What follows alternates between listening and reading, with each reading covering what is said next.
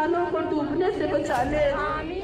उत्तराखंड के हल्द्वानी में हो रहा ये आंदोलन भारत की सेकुलर व्यवस्था का परिणाम है। रेलवे की भूमि पर अतिक्रमण करने वाले उन लोगों को ठेंगा दिखा रहे हैं जो नियम कानून से चलना पसंद करते हैं।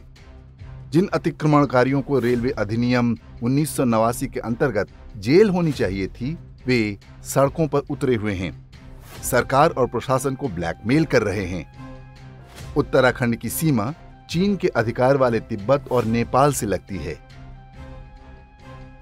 कांग्रेस के शासनकाल में बड़ी संख्या में बाहर से लाकर मजहबी आबादी बसाई गई ताकि हिंदुओं की इस पवित्र देवभूमि में जनसांख्यिकी परिवर्तन कराया जा सके।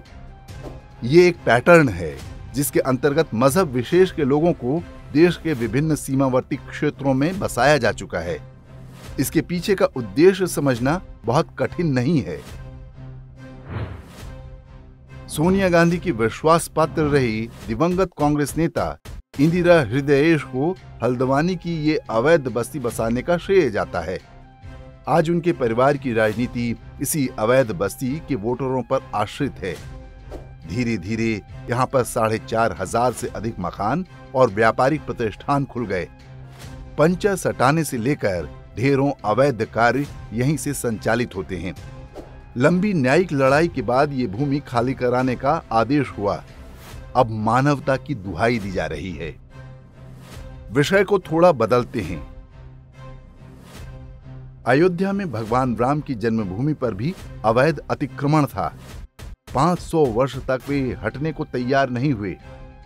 आक्रमणकारियों की संतानों को भली भांति पता था। वे जानते थे कि कानूनी लड़ाई वे जीत नहीं सकते। सत्य एक न एक दिन सामने आ ही जाएगा, लेकिन अंतिम क्षण तक उन्होंने हार नहीं मानी। रणनीति सफल रही और उस अवैध अतिक्रमण का भरपूर इनाम मिला। न्यायपालिका द्वारा अयोध्या में ही उन्हें 5 एकड़ की भूमि मिली जहां नई मस्जिद बनाई जा सके। ये सौदेबाजी केवल यहीं तक सीमित नहीं रही। जब बाबर का बनाया अपवित्र ढांचा हटाया गया था, तब भी उन्होंने तत्कालीन कांग्रेस सरकार पर दबाव बनाकर ढेरों लाभ लिए थे। प्लेसेस ऑफ वर्शिप एक्ट बनवाया ताकि हिंदुओं को न्याय के आधारभूत अधिकार से भी वंचित किया जा सके।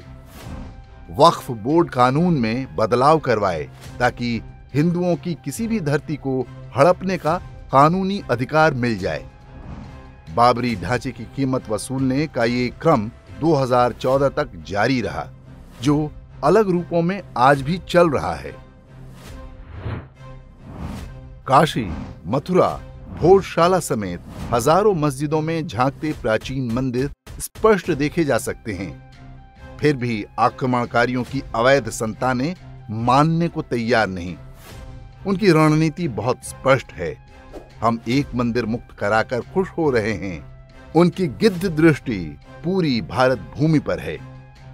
हल्द्वानी का ये क्षेत्र इकलौता नहीं है। देश के लगभग हर राज्य और हर नगर में ऐसी अवैध बस्तियां बसाई गई हैं, अधिकांश हड़पी हुई भूमि पर।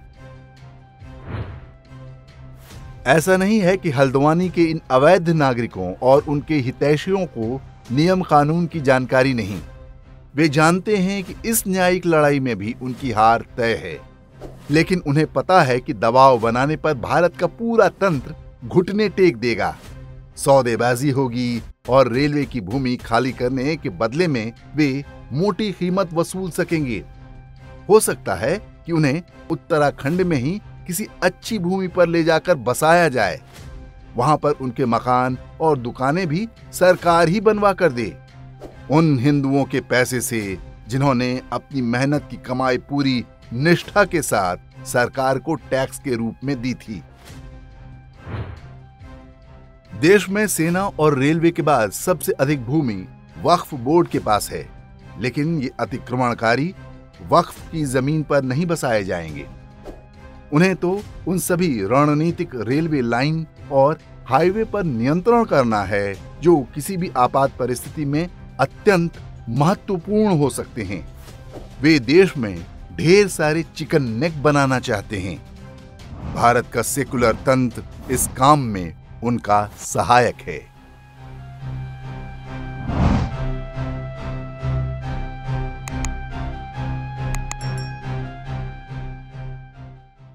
इंडेक्स ऑनलाइन के वीडियो समाज को समर्पित हैं। आप इनको डाउनलोड करके जैसे चाहे वैसे प्रयोग कर सकते हैं। चाहे तो आप हमारे टेलीग्राम चैनल से जुड़ सकते हैं। वहां सारे नए पुराने वीडियो आपको मिल जाएंगे। हमारे सोशल मीडिया लिंक हर वीडियो के डिस्क्रिप्शन में होते हैं। हमारा एकमात्र उद्देश्य हिंदू समाज को जागृत और एकजुट करना है। इसमें सहभागी बने। धन्यवाद।